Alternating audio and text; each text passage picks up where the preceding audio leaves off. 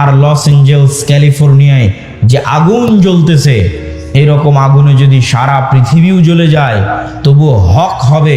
এই জন্য হক হবে যে সারা পৃথিবীর মানুষের চোখের সামনে, সারা পৃথিবীর সকল রাষ্ট্রনেতার সামনে, BBC, CNN, Al Jazeera, TV channel, Facebook, YouTube সব লাইভের সামনে 60,000 নিরস্ত্র নিরীহ মানুষকে গাজায় হত্যা করা হয়েছে।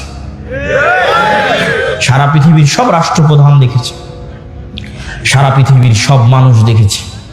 সবার পক্ষে সম্ভব ছিল এই মহা হত্যাযজ্ঞ আটকানোর, কিন্তু তারা এই মহা হত্যাযজ্ঞ আটকাতে যায়নি, আটকানোর চেষ্টা করেনি। তাদেরকে এর জবাব দিতে হবে। এই এক গাজার উপর যে অত্যাচার চালানো হয়েছে, এই অত্যাচারে যদি সমগ্র আমেরিকা, সমগ্র ইউরোপ আর সমগ্র ইসরায়েল জ্বলে পুড়ে যায়, তবু আল্লাহ সুবহানাহু ওয়া তাআলার জন্য এটা হক হবে। এবং আল্লাহ এটা বলেছেন, কোরআনেই বলেছেন যে আল্লাহ সুবহানাহু ওয়া তাআলা যখন কোনো শহর ও বন্দর ধ্বংস করেন, তখন আল্লাহ অত্যাচার করেন না, বরং তারা অত্যাচারী ছিল তাই ধ্বংস করে দেন।